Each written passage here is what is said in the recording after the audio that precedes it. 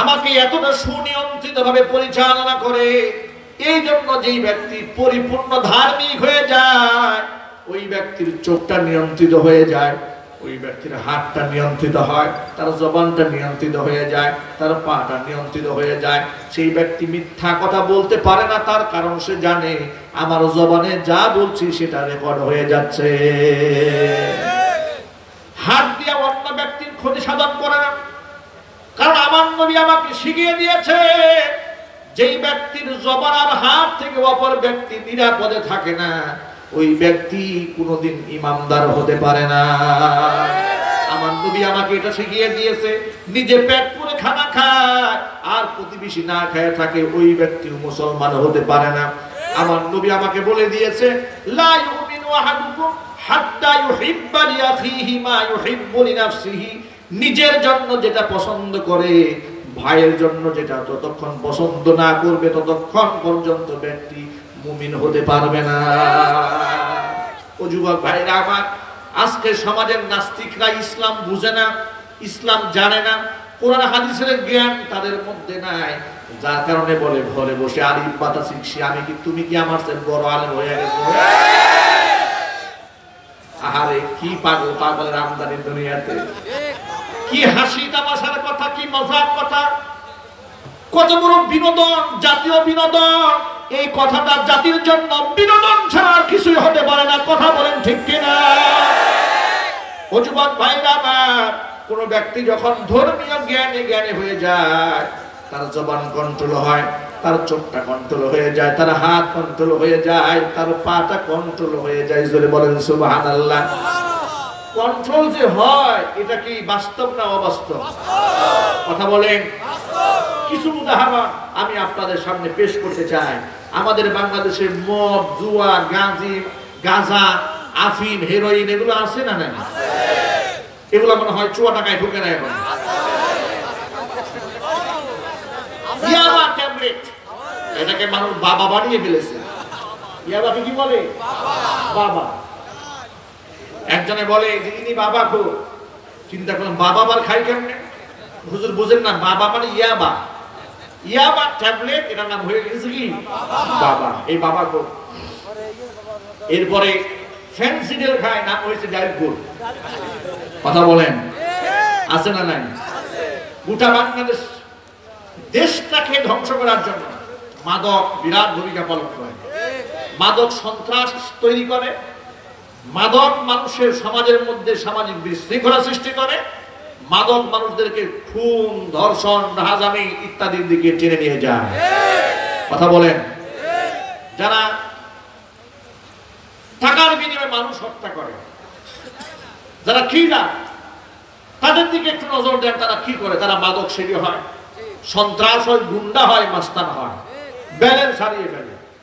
গোটা বাংলাদেশের সরকার টেকনাফ থেকে তেতুলিয়া, রূপসা থেকে পাথুরিয়া পর্যন্ত মাদকের ব্যাপারে জিরো টলারেন্স নীতি যখন অবলম্বন করেছিলেন, সরকার এই ক্ষেত্রে চিরুনি অভিযান চালিয়েছেন যে মাদক ব্যবসায়ী যেখানে পাওয়া গেছে গ্রেফতার করা হয়েছে, অ্যারেস্ট করা হয়েছে, কাউকে ক্রস ফায়ার দেওয়া হয়েছে। কথা বলে ঠিক কিনা? গোটা বাংলাদেশের একজন আলেমের নাম বলেন, যিনি আলেম, একজন ইমাম সাহেবের নাম বলেন যিনি মাদক ব্যবসায় জড়িত। কথা বলতে হবে। মুখ বন্ধ রাখেন বলেই বুদ্ধিজীবীরা টক শোতে বড় বড় কথা বলে। ওরা দাড়ি টুপিকে কালার করার জন্য যে কথা বলে, আপনারা বলেন টেকনাফ থেকে তেতুলিয়া, রূপসা থেকে পাথুরিয়া পর্যন্ত একজন আলেমকে মাদকের সাথে সরকার জড়িত পেয়েছে? কারণটা কি? আমি আগেই বলেছি, আমার ধর্ম আমাকে নিয়ন্ত্রণ করেছে। তোমাদেরকে তো পুলিশ দিয়ে পাহারা দিতে হয়, র‍্যাব দিয়ে পাহারা দিতে হয়। আমাকে পুলিশ দিয়ে পাহারা দিতে হয় না, র‍্যাব দিয়েও পাহারা দিতে হয় না। আমার মাদ্রাসার ছাত্রদের মধ্যে দাঁড়িয়ে দৌড়দৌড়ি হয় না। এই যে মাদ্রাসা কওমিয়া, আপনারা বলেন মাদ্রাসা প্রতিষ্ঠিত হওয়ার পর্যন্ত আজ পর্যন্ত একবারের জন্য ছাত্ররা গ্রুপিং করে হল দখল করা নিয়ে, সিট দখল করা নিয়ে গুতাগুতি হয়েছে, মারামারি হয়েছে, কুপাকুপি হয়েছে। কিন্তু যারা এগুলা করে তারাই আবার মাদ্রাসার ছাত্রদেরকে, আলেমদেরকে সবক শেখাতে চায়।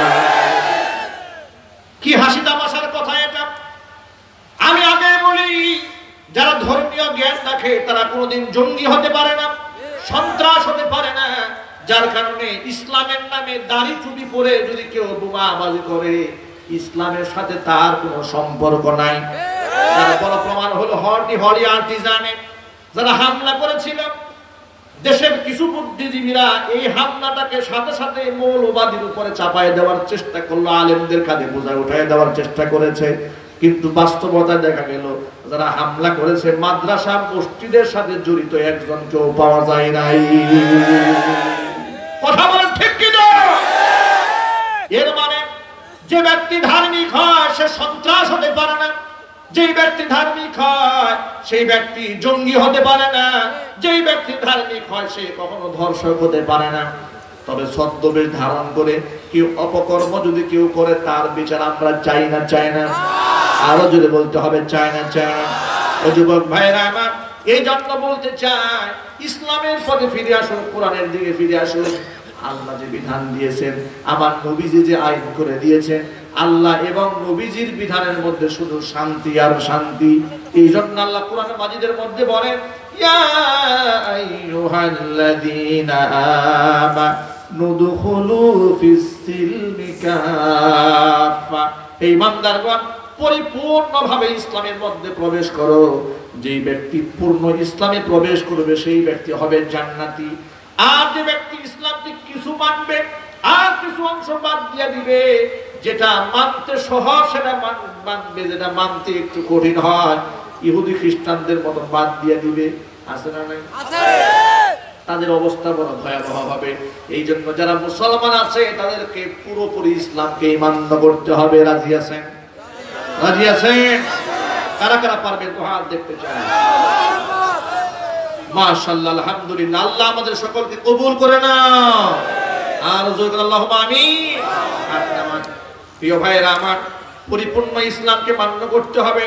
ইসলামের কোনো বিধানের ক্ষেত্রে কোনো মুসলমানের কোনো প্রশ্ন থাকতে পারে না, কোনো যুক্তি থাকতে পারে না, তর্ক থাকতে পারে না। যুক্তি আর তর্ক দিয়া কোনো ব্যক্তি মুসলমান থাকে না, যুক্তি তর্ক দিয়ে ধ্বংস হয়েছে শয়তান। ইসলামের ফরজ বিধান নামাজ কয় ওয়াক্ত? জোরে বলেন। কোনো যুক্তি নাই, তর্ক নাই। 5 ওয়াক্ত কেন পড়ব? সপ্তাহে একদিন পড়লেই কি হয় না? দাঁড়িয়ে আমি রাখবো কেন? না রাখলে হবেটা কি? না রাখলে মুসলমান থাকবো না। মাথায় টুপি দিলাম, না দিলাম তো কি হয়েছে? আমি কি কাফের হয়ে যাব? আমি কি বেঈমান হয়ে যাব? আমি যদি মসজিদে না যাই তাহলে কি আমি কাফের হব? আমাকে হত্যা করা ওয়াজিব হবে? এত যুক্তি এত তর্ক শুনতে চাই না। কথা একটা, আমরা ইব্রাহিম আলাইহিস সালাতু ওয়াস সালামের সন্তান। কোরআন মাজিদে আল্লাহ সুবহানাহু ওয়া তাআলা বলে দিয়েছেন, মিল্লাতা বিকুম ইব্রাহিম হুয়া সাম্মাকুমুল মুসলিমিন। তোমাদের পিতা, তোমাদের জাতির পিতা ইব্রাহিম আলাইহিস সালাতু ওয়াস সালামের পন্থাকে অবলম্বন করো, তার অনুসরণ তোমরা করো। তিনি যেমন মুসলমান ছিলেন তোমরা সেই রকম মুসলমান হয়ে যাও। ভাইরা আমার, লক্ষ্য করেন ইব্রাহিম আলাইহিস সালাতু ওয়াস সালামের 80 বছর বয়স হয়ে গেল। কোন কোন বর্ণনার মধ্যে এসেছে 100 বছর বয়স হয়েছে, কোন কোন বর্ণনার মধ্যে এসেছে 120 বছর বয়স হয়েছে। ছেলে হয় না, মেয়ে হয় না, কিছুই হয় না। আল্লাহ পাক বুড়া বয়সে একটা সন্তান দিলেন। সন্তানের নাম কি?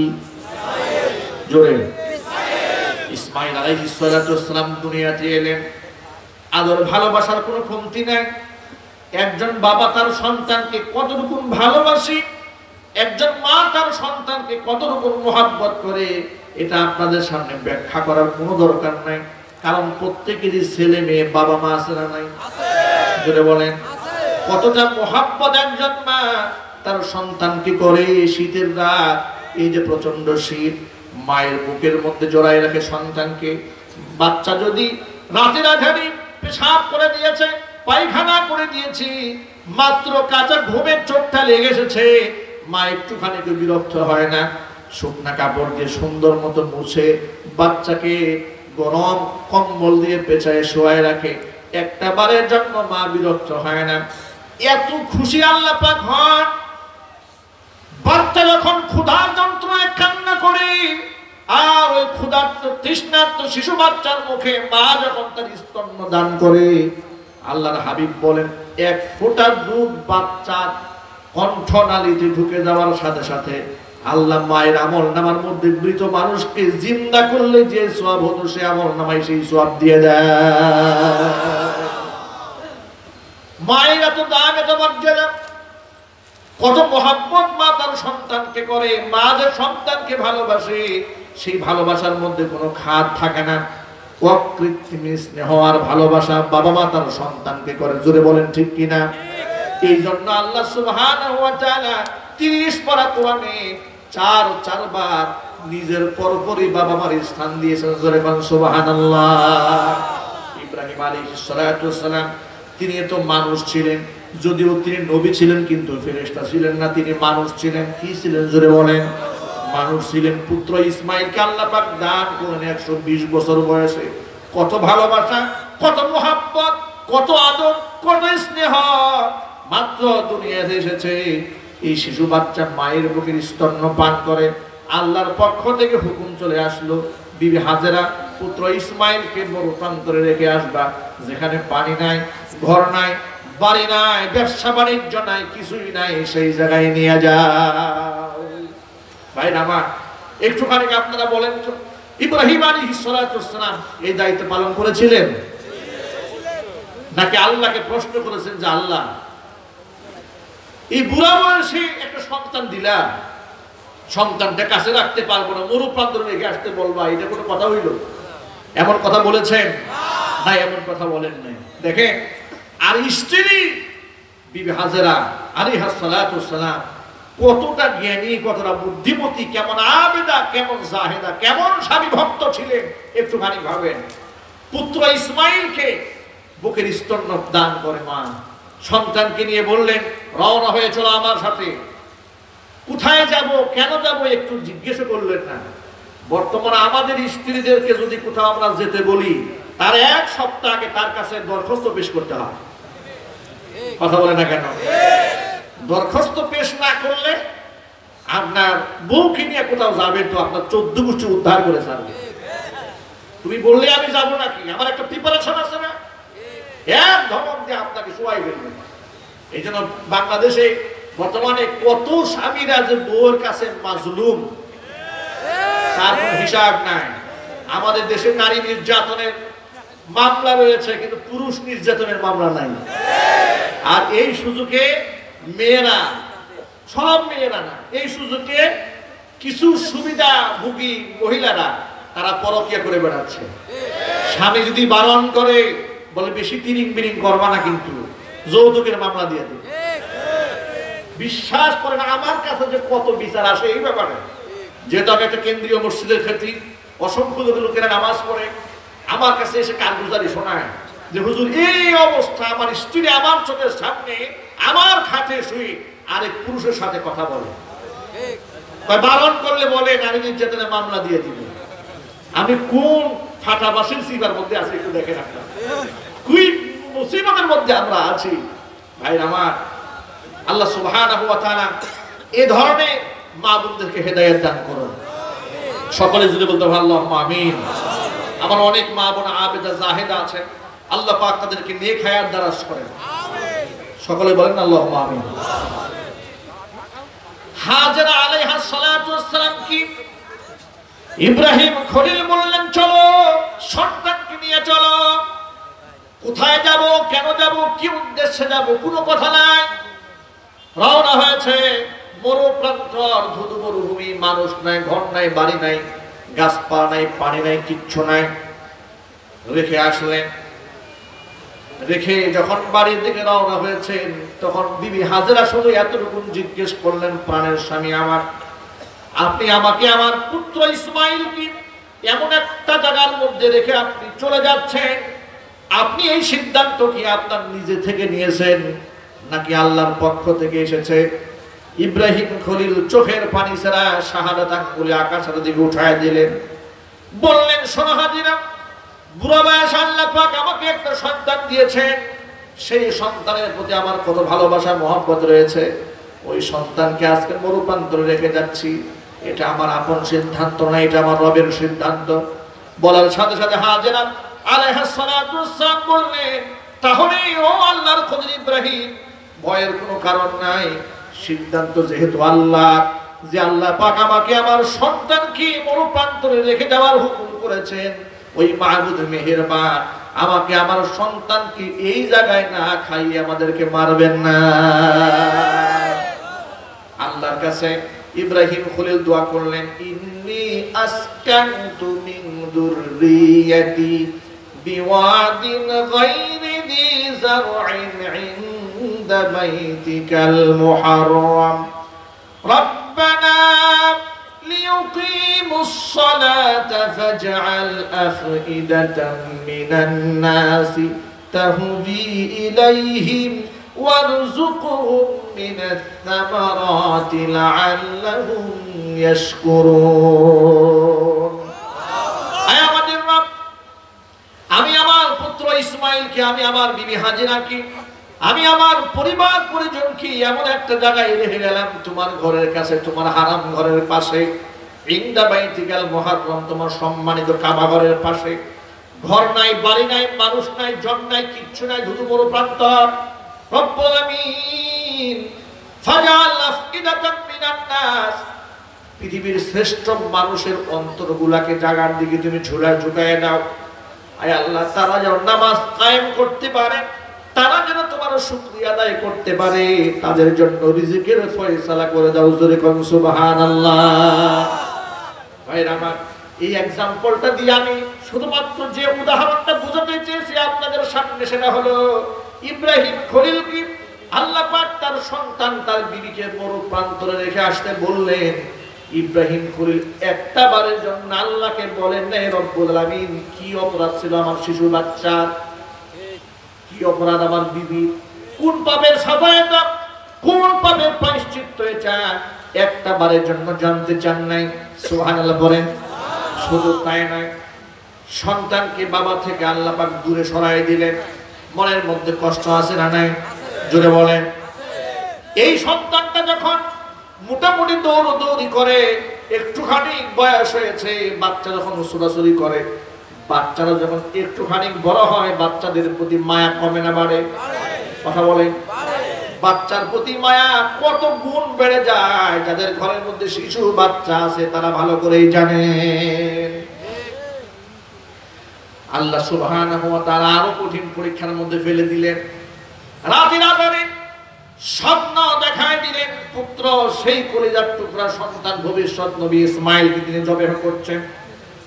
কোরআন মাজিদ আল্লাহ রাব্বুল আলামিন বলছেন, ফালাম্মা বালাগা মাআহুস সাইয়া ক্বালা ইয়া বুনাইয়া ইন্নী আরা ফিল মানামি আন্নী আযবাহুকা ফানজুর মাযা তারা। قال يا أبت افعل ما تؤمر ستجدني إن شاء الله من الصابرين। সন্তান যখন ছোটাছুটির বয়সে উপনীত হল, কলিজার টুকরা পুত্র ইসমাইলের প্রতি বাবার মহব্বত যখন আরো বেড়ে গিয়েছে, রাতের আধারে স্বপ্ন দেখায় দিলেন সন্তানকে জবেহ করছেন। কত বড় কঠিন পরীক্ষা। সরাসরি জিবরাইল পাঠিয়ে আল্লাহ পাক তাকে হুকুম করেননি, স্বপ্ন যুগে দেখালেন। স্বপ্নের মধ্যে সন্তানকে জবাই করার দৃশ্য দেখি পুত্র সন্তানকে ডাক দিয়া জাতির পিতা ইব্রাহিম খলিল বলছি, ইয়া বুনাইয়া, আমার কলিজার টুকরা সন্তান ইসমাইল, ইন্নী আরা ফিল মানাম, রাতের আধারে আমি স্বপ্ন দেখলাম, আন্নী আযবাহুকা ফানজুর মাযা তারা, আমি স্বপ্ন দেখলাম আমি তোমাকে জবেহ করছি, এখন তুমি তোমার রায়